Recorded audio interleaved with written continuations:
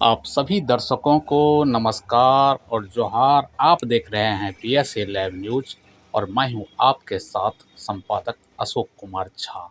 आज झारखंड की राजधानी रांची में जिला दंडाधिकारी सह उपायुक्त श्री मंजूनाथ भजंत्री के द्वारा आयोजित जनता दरबार में आम लोगों की उम्मीदों का केंद्र बना, जहां न सिर्फ समस्याओं की सुनवाई हुई बल्कि लापरवाह अधिकारियों और कर्मचारियों पर में सख्त कार्रवाई के स्पष्ट संकेत भी दिए गए।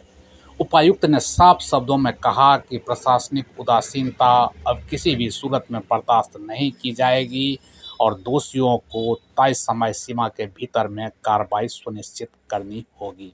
जनता दरबार में नगरीय अंचल से जुड़े एक गंभीर मामले में एक ही प्लॉट पर दाखिल खारिज को अलग अलग तरीके से स्वीकृत और अस्वीकृत करने की शिकायतें सामने आई।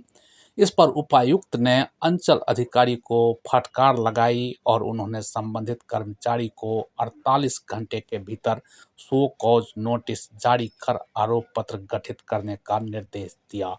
साथ ही चेतावनी दी कि आदेश की अवहेलना होने पर में संबंधित पदाधिकारी स्वयं कार्रवाई के दायरे में आएंगे।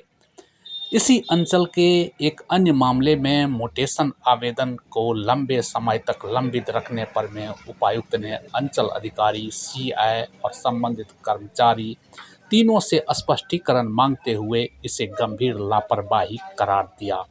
उन्होंने कहा कि पहले भी जनता दरबार में इस मामले की शिकायतें आई थी, इसके बावजूद इसका समाधान नहीं होना काफ़ी चिंताजनक है। शिक्षा से जुड़े एक संवेदनशील मामले में एक निजी स्कूल द्वारा 7वीं कक्षा उत्तीर्ण को रिपोर्ट कार्ड के स्थान पर में ट्रांसफर सर्टिफिकेट यानी कि टीसी देने की शिकायत पर में उपायुक्त ने जिला शिक्षा पदाधिकारी और जिला शिक्षा अधीक्षक को तत्काल हस्तक्षेप करने का निर्देश दिया। उन्होंने स्पष्ट किया कि किसी भी छात्र का भविष्य प्रशासनिक लापरवाही के कारण से प्रभावित नहीं होना चाहिए। एक अन्य फर्जी मामले में रांची निवासी महिला ने अपने देवर पर में मानसिक रूप से बीमार पति के नाम पर में फर्जी बैंक खाता खोल करके धोखाधड़ी और पुश्तैनी संपत्ति हड़पने का आरोप लगाया। चौंकाने वाली बात यह रही कि आरोपी एक सरकारी शिक्षक है। उपायुक्त ने रांची की सर्जना चौक की रहने वाली रिंकी गुप्ता की शिकायत को गंभीरता से लेते हुए तत्काल जिला शिक्षा पदाधिकारी को जांच करके आरोपी शिक्षक को वेतन पर में तत्काल रोक लगाने का निर्देश दिया, साथ ही अन्य कार्रवाई का निर्देश दिया।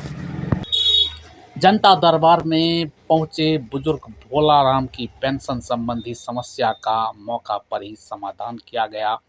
जांच में सामने आया कि आधार सीडिंग नहीं होने के कारण से पेंशन की राशि खाते में नहीं पहुंच पा रही थी। उपायुक्त ने एलडीएम को निर्देश दिया कि संबंधित बैंक शाखा के माध्यम से शीघ्र आधार सीडिंग सुनिश्चित कर भुगतान प्रारंभ किया जाए। मैया सम्मान योजना से वंचित लाभुकों की शिकायतों को भी उपायुक्त ने गंभीरता से लिया। सोनहातू निवासी हीरामणि प्रसाद ने भौतिक सत्यापन के बावजूद लाभ नहीं मिलने की बात रखी। इस पर सहायक निदेशक सामाजिक सुरक्षा को आवश्यक जांच और त्वरित कार्रवाई करने के निर्देश दिए। एक छात्रा जिसकी शिक्षिका मां का कैंसर से निधन हो चुका है, अनुपंका के आधार पर में नौकरी की मांग को लेकर के जनता दरबार पहुंची थी। उपायुक्त ने सभी दस्तावेजों का अवलोकन कर नियमानुसार उचित निर्णय का भरोसा दिलाया। जनता दरबार में शिक्षा के अधिकार के तहत नामांकन, भूमि विवाद, अवैध कब्जा, प्रमाण पत्र निर्गत करने जैसे अन्य कई मामलों पर उपायुक्त ने संबंधित अधिकारियों को समयबद्ध और पारदर्शी कार्रवाई करने के निर्देश दिए। उपायुक्त ने दोहराया कि जनता दरबार आम जनता की समस्याओं के समाधान का सशक्त मंच है, जहां हर शिकायत को गंभीरता से लेकर उसका पारदर्शी और समयबद्ध निष्पादन प्रशासन की सर्वोच्च प्राथमिकता है। इस दौरान उनका सख्त रुख यह स्पष्ट करता है कि अब रांची प्रशासन में लापरवाही की कोई गुंजाइश नहीं है और जवाबदेही तय कर कार्रवाई सुनिश्चित की जाएगी। यह आम जनता के लिए एक बहुत ही बड़ी बात है।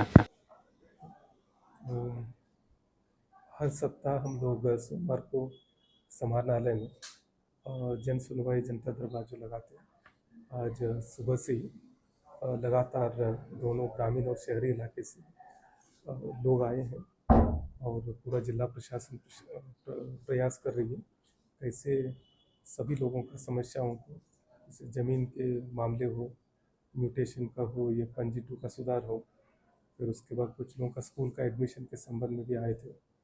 और तो वो सारी चीज़ हम लोगों को यहाँ जो ऑनलाइन वीडियो कॉन्फ्रेंसिंग के माध्यम से सभी ऑफिसर्स पे कनेक्टेड हैं, तो उनको निर्देश भी दिया जा रहा है और यहाँ आवेदन जो आ रहे हैं उनको निष्पादन करने के लिए प्रयास किया जा रहा है। सर सुबह एक बैठक भी हुई। PSA लाइव न्यूज से मैं हूं आपके साथ संपादक अशोक कुमार झा। हम फिर मिलेंगे आपसे बेहतरीन और ताज़ा खबरों के साथ। नमस्कार।